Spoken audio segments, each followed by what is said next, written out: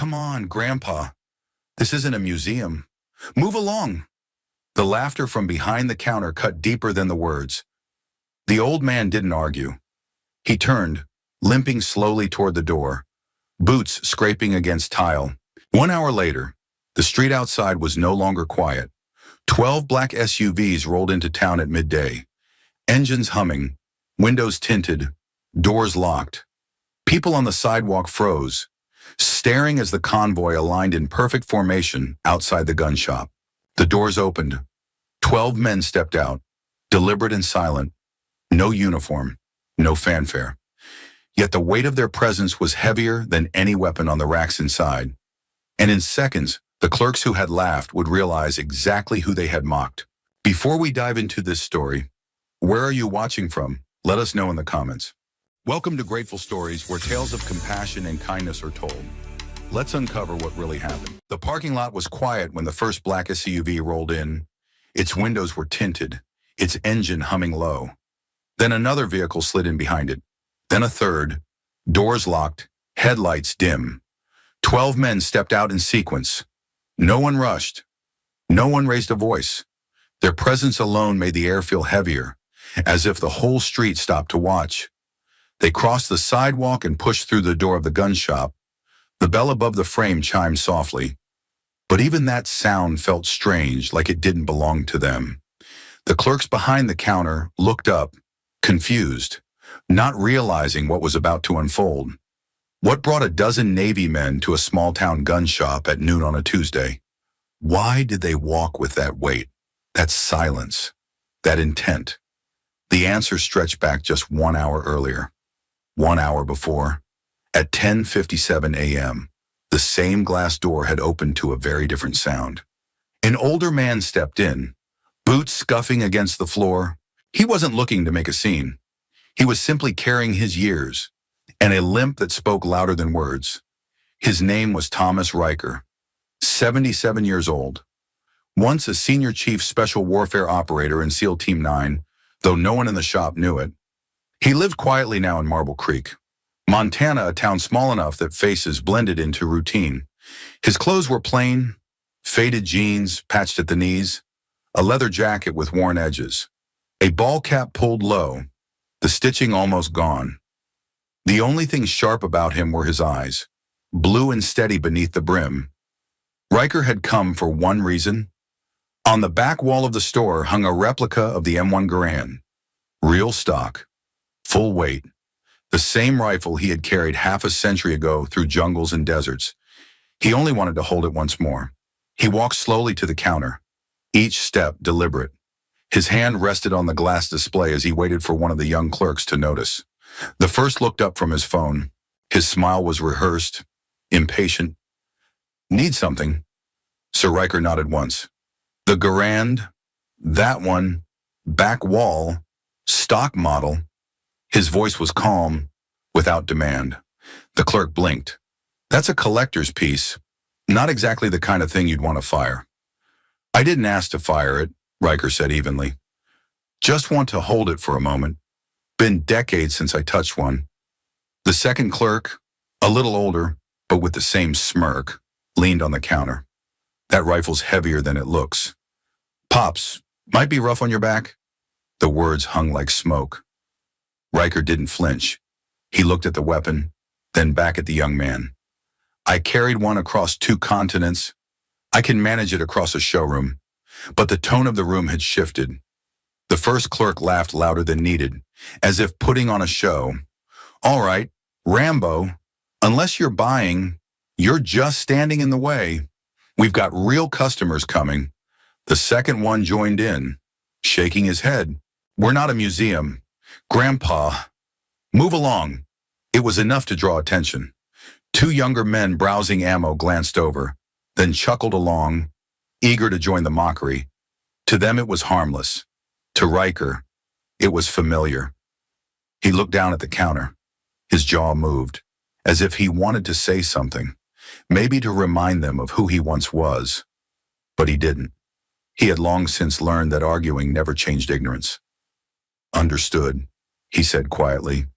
He turned, limp more visible now, and walked back toward the door. His boots scraped against tile. His shoulders stayed squared. He didn't look back. The clerks returned to their screens. One muttered something under his breath and laughed. The music playing from the ceiling carried on as if nothing had happened. But not everyone in the store went back to normal. Near the rack of ammunition stood a woman, maybe in her mid-30s. Dark ponytail tucked under a baseball cap, gym shirt and jeans that looked out of place among Hunter's camouflage. She had watched the whole scene in silence, eyes following Riker as he left. Her name was Rachel Dunn. To the clerks, she was just another shopper. To Riker, though he didn't know it, she was the daughter of a man who once owed him his life. Rachel waited 2 minutes after the door closed behind him. Then she slipped her phone from her pocket, lifted it to her ear, and spoke 3 words only. "He's here now." No one noticed. The clerks went back to scrolling, the other customers back to browsing. Life in the shop carried on in its shallow rhythm. But outside, in the quiet street of Marble Creek, something had already begun moving. Riker walked slowly down the sidewalk, past the bait shop, past the shuttered hardware warehouse. His limp was steady, his breathing calm. He had been dismissed before, many times in different ways. This one was no different.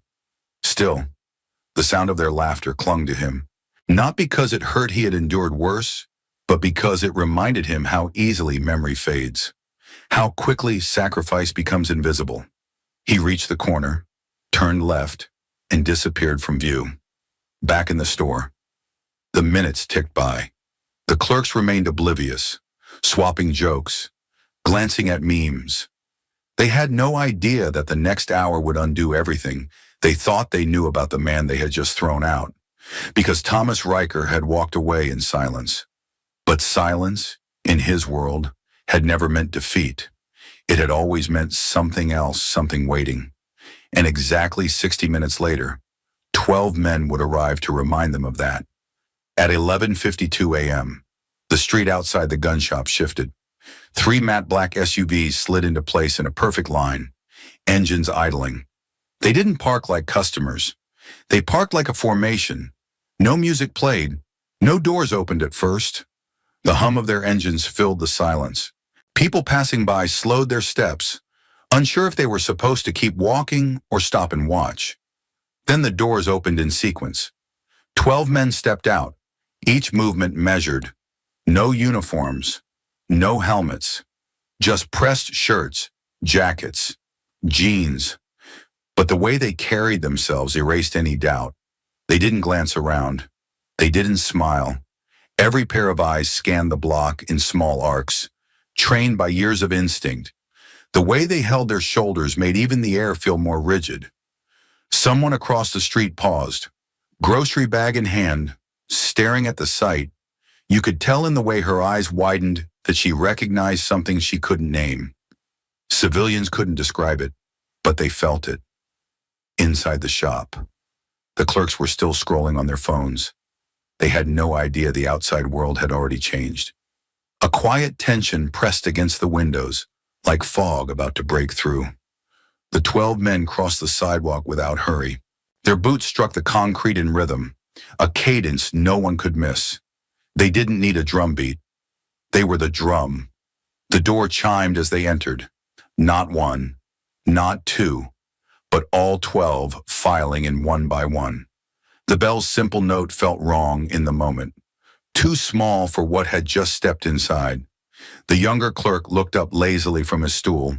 He forced a casual grin. "Hey, fellas, anything I can help you find?" He didn't notice the silence first. He noticed their eyes. Every one of them had locked on him, not hostile, not angry, just steady, sharp, unblinking. He swallowed, the grin fading halfway before he could control it.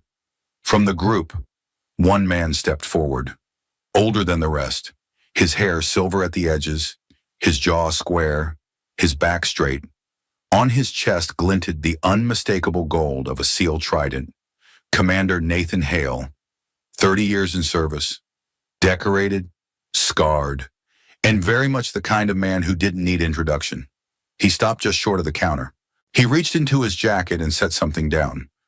A cloth patch, charred at the edges, colors faded almost to ash, the kind of relic that didn't belong in a display case but in a battlefield grave. The clerk frowned, confused. He started to open his mouth, but Hale spoke first. His voice wasn't raised, yet it carried through the whole store like steel. 1 hour ago, one of us walked through this door. The words landed heavy. The second clerk, the one who had made the jokes earlier, cleared his throat. He tried for a shrug, but it came off nervous. Sir, maybe there's a misunderstanding. Hale cut him off with a look alone. No words, just eyes that had seen too many deserts, too many nights, too many men bleeding out. The clerk's voice died in his throat. Hale's hand moved again. This time he laid down a photograph, edges curled, black and white fading with time. 9 men stood shoulder to shoulder, dirt caked across their faces, grins sharp with exhaustion. And at the center, younger but unmistakable, was Thomas Riker. Dark hair, eyes burning, rifle slung across his chest. A man who had carried weight these clerks couldn't even imagine. The silence grew heavy. Customers who had been browsing froze mid-step. One of them shifted toward the door but didn't leave. Even without understanding, everyone knew they were in the middle of something. The older clerk forced a laugh, weak and brittle.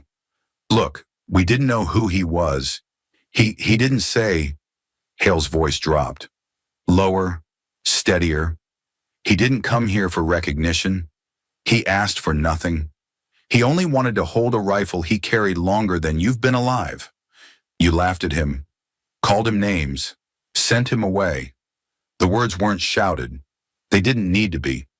Every syllable pressed against the air like a weight, making the walls close in tighter. The younger clerk's hand twitched toward the register, as if that plastic barrier could protect him. His lips moved, but no sound came. He was out of excuses, out of words. The 12 men didn't shift. They didn't lean in. They simply stood in formation, presence alone louder than anger. Their stillness made the clerks tremble more than any threat ever could.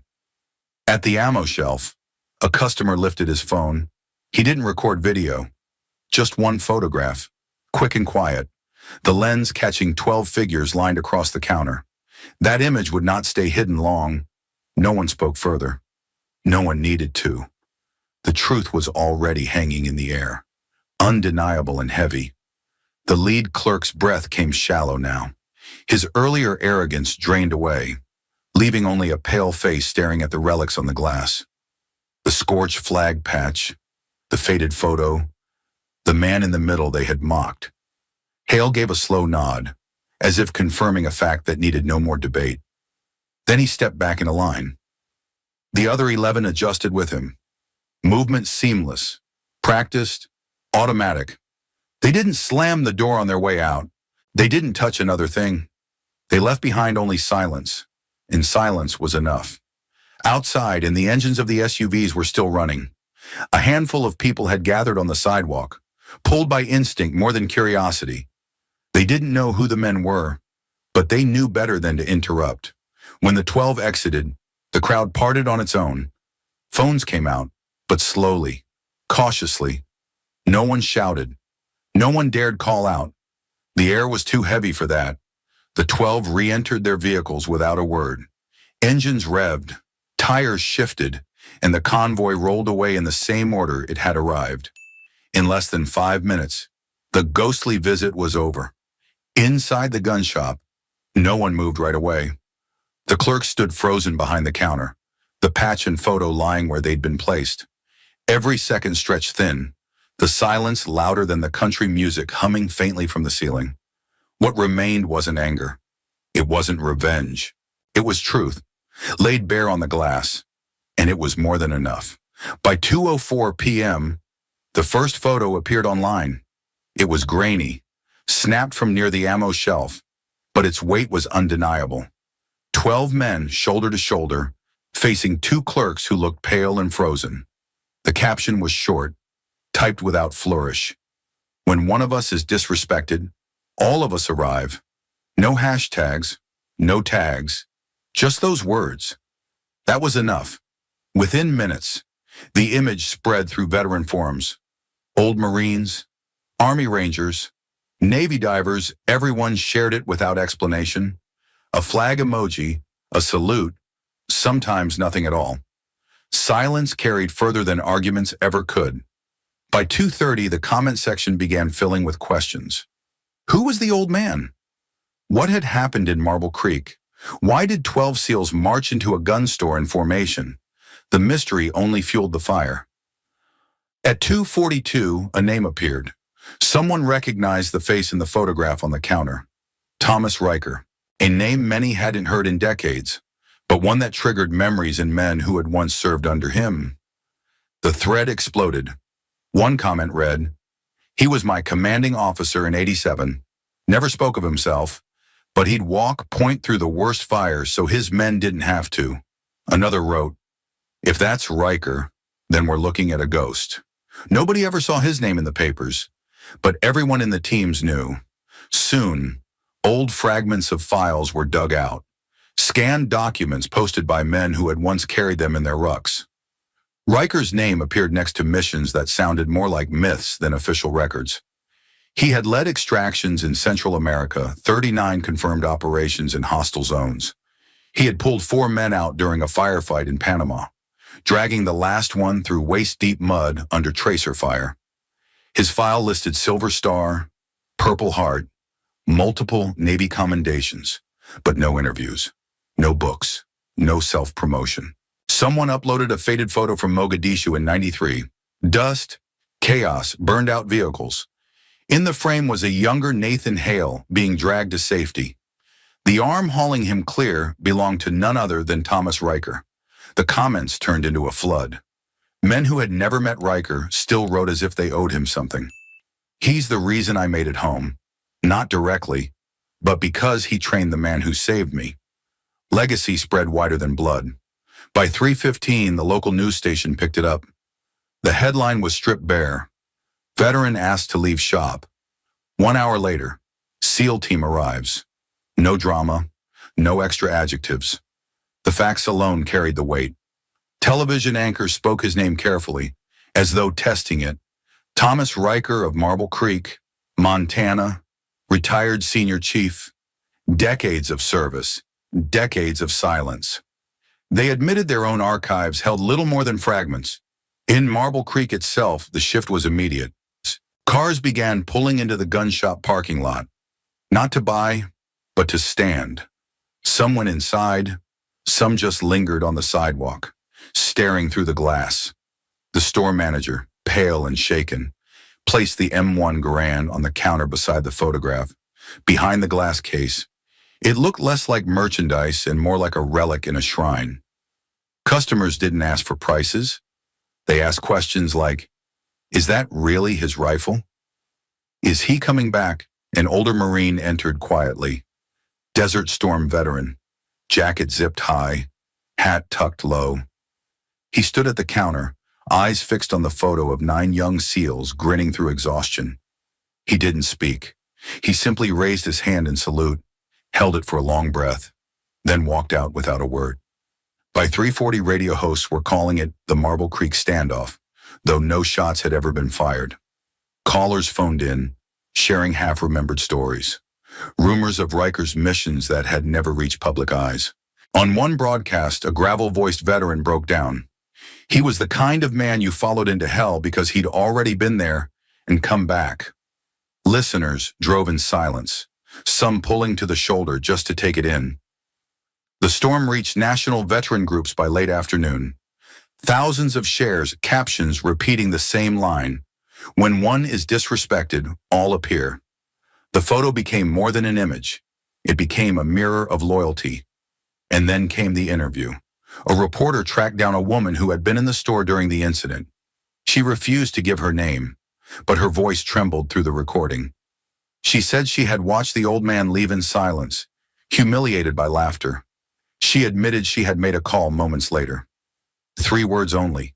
"He's here now." Her voice caught when she added the reason. Her father had been a soldier in Iraq, pinned down during a night ambush.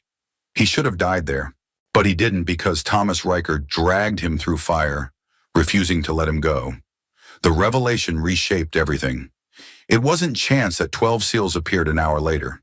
It wasn't coincidence. It was a line of loyalty that stretched through time, one generation honoring another, debts carried forward, never erased. The town began to understand. Riker wasn't just a man who had walked into a gun shop. He was the embodiment of memory, of bonds that civilians rarely saw, but veterans never forgot. By evening, the sidewalks outside the store filled with quiet visitors. Someone left a folded note against the door with a single word written in block letters, respect. Another placed a challenge coin, polished from years in a pocket. The clerks didn't speak. They barely moved behind the counter, trapped under the weight of what they had dismissed. Every ring of the door chime now felt like judgment. What had started as a private humiliation had turned into a public reckoning, not by anger, not by violence, but by the sheer force of remembrance. By nightfall, the photograph had circled the globe. Forums, news feeds, inboxes all carry the same haunting, still image, 12 men in formation, silent, facing down ignorance with nothing but presence, and always beneath it, the same caption repeated like a vow. When one of us is disrespected, all of us arrive. Thomas Riker didn't answer the phone calls that came after the photo went viral. He didn't open the letters pushed into his mailbox. The reporters who drove into Marble Creek left empty-handed. Every morning, he laced his worn boots and walked the same 3 kilometers along the creek bed. The cold air filled his lungs. His limp slowed him but never stopped him. He walked as if no headlines existed. At sunrise, he still sat in the corner booth of the town's only diner. A chipped mug of black coffee rested in his hand.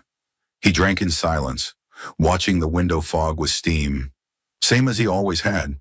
To the locals, his presence grew heavier now. Waitresses greeted him with softer voices. Strangers glanced twice instead of once. Yet Riker never acknowledged the shift. He lived as though Marble Creek hadn't changed at all. A week later, something new appeared. In the lobby of Marble Creek High School, a sealed envelope was discovered. No return address, no note of explanation, only a map folded neatly inside. The map detailed a sector in Vietnam, marked with grease pencil circles. Along the bottom were 7 names, each belonging to men who had once been listed missing.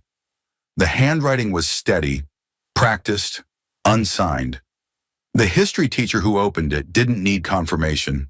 She'd seen the viral image, heard the whispers in town. She framed the map under glass and hung it quietly in the hallway without fanfare.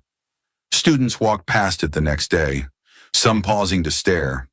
They didn't recognize the names, but the weight of it still pressed against them. They knew it was left by the same man the world had just discovered. Back at the gun shop, the Garand remained behind the counter.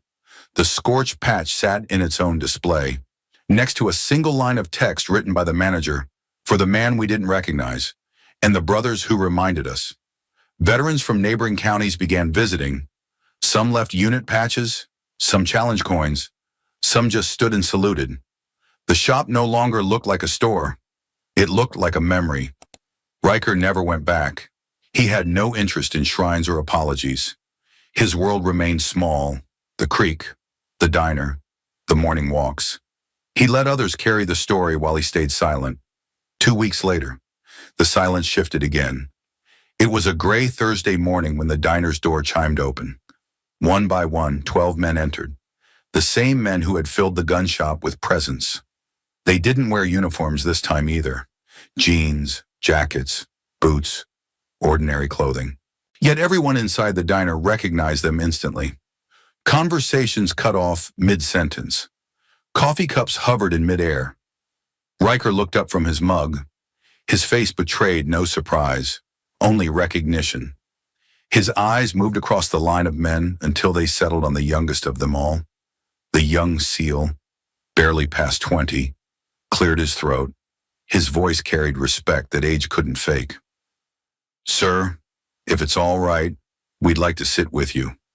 The diner was silent enough to hear the hum of the refrigerator in the kitchen. Riker held his gaze for a moment.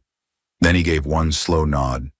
Chairs scraped against tile as the 12 filled the booth around him. It was too small, forcing them shoulder to shoulder, but no one complained. They crowded in, elbows brushing, eyes steady. For the next hour, no one spoke. They didn't need to. Their silence said more than words ever could. Every customer in the diner felt it. The waitress behind the counter wiped her eyes with a napkin, pretending it was the steam. Truckers who normally joked across the room sat still, hats in hand. A pair of high school kids in Letterman jackets fidgeted, unsure if they should leave. But they stayed. Nobody wanted to break the spell. Riker sipped his coffee once, set it down, and rested both hands on the table.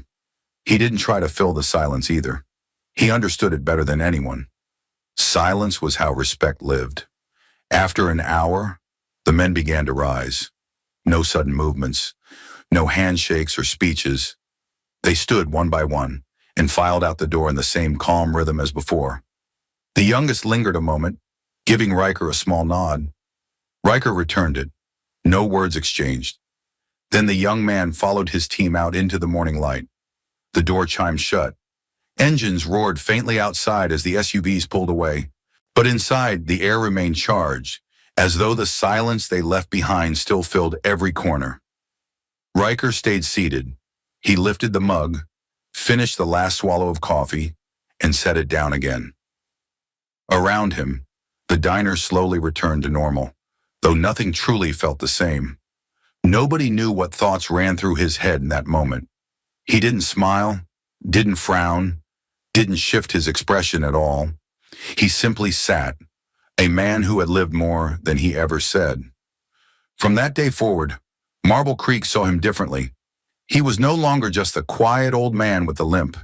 He was living history, walking proof of what loyalty meant. Some people don't need titles to command respect. They don't ask for medals or applause. They don't write their names in books. What matters is that their brothers remember that the silence around them carries farther than any speech, that when the time comes, their presence alone is enough. And so it was with Thomas Riker, a man who asked for nothing, yet was carried by 12 voices who never raised theirs. His silence echoed louder than gunfire, louder than headlines, louder than the laughter that had once dismissed him. Because some truths don't need volume, they need memory, and memory, once awakened, never fades.